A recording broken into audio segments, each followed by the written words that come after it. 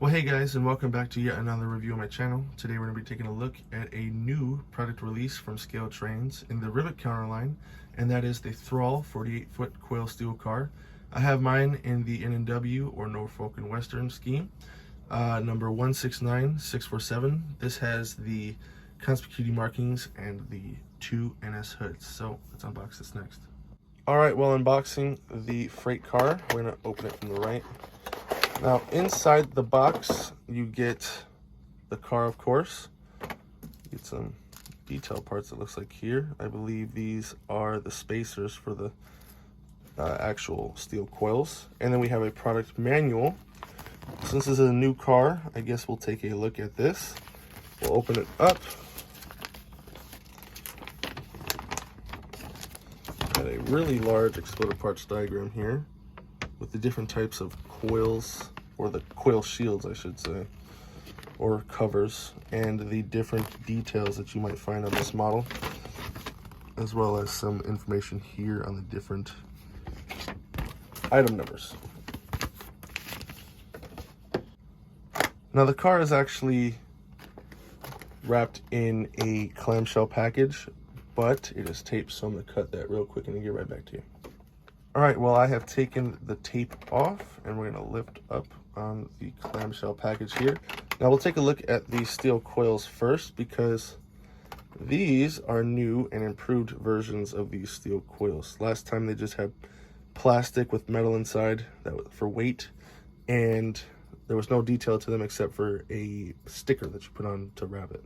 These actually have the different ties and stuff that you can see, and I believe all these are different sizes. We got these three are one size, and these three are another size, I believe. I'll have to see. It looks like they're all the same. Some of them are lighter than others. But you get 6, which I'm guessing would be 3 for each side. Now, we're gonna lift up the soft plastic right here. Being very careful, of course. A lot of details, really hard to figure out where to grab it. The car is very light, so unloaded cars might be a problem. But I'll probably be running mine loaded most of the time. So we're gonna take a closer look at the model next. All right, one thing I forgot to mention was the price, and that is $53 from ScaleTrains, and they do have a bulk discount pricing. If you buy 6 or more, it is $49.99, which is not bad for the amount of detail that you get on these. I have this car, and I have about 11 more coming that were just shipped, so I wanted to get this video out as soon as I could. I'm going to take the hoods off, and we'll look at the hoods later. But taking a closer look at the interior of the model, I see a lot of warping going on, and it is cold outside, so I understand, but shouldn't have that problem with a model this expensive. It does roll pretty nicely. But taking that closer look, you can see it has the metal couplers there. It has these metal walkways that you'll see through, grab irons, brake wheel, N&W in the car number there, coupler cut lever. It's really hard to see because the car is black, so I'm trying to bring it up close for some contrast. A lot of underbody detail. That's where a lot of the detail on this car is the underbody. You guys can see there. The inside of the car has this nice wood detail, so I find really nice. And I mean, there's a couple grab irons here, you guys can see that, and the airline hose there.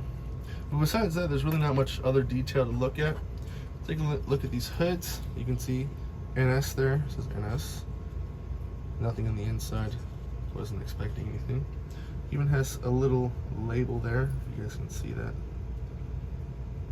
But yeah, the car is very nice, and these hoods are interchangeable. You don't have to just keep these on the same cars. Let's say you have like 20 cars, or in my case like the 12, you could easily just switch them and swap them, because in real life that's what happens.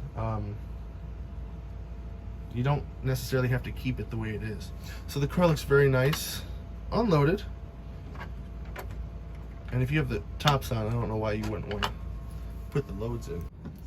So these automatically shift to where the weight's supposed to be, which is pretty nice. So you know, have cars toppling over. Trying to get it on there. Just don't want to break these. They're very fragile. That's one thing I will say. All right.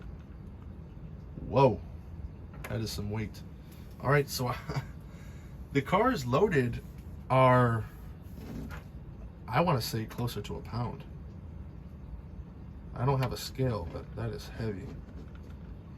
I'd say compared to like an engine, I'd say they're like a third of the weight of an engine. So 3 of these and you're an engine, so that's pretty heavy. So we'll definitely put that to the test with one of my Athearn Genesis Jeeps, and we'll see how well it does pulling these. But yeah, there's not really else much to look at these cars, detail-wise. I could go into a whole video about these cars, the problems, the pros, the cons. I did have the last run, which was the 42 foots. These are 48. The one problem I see with this one is a lot of warping, which I don't really like.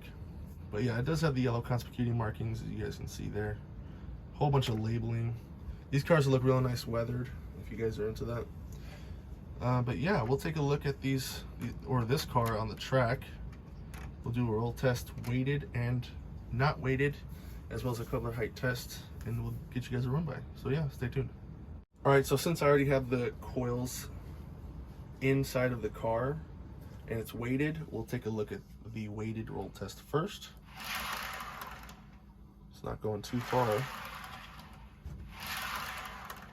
All right, so it's not going too far. There's a lot of drag, and that could just be because of the weight. We'll take these out. And I would put those spacers in if you're doing like 2 steel coils in there and not 3. All right, we're gonna do this with the tops on.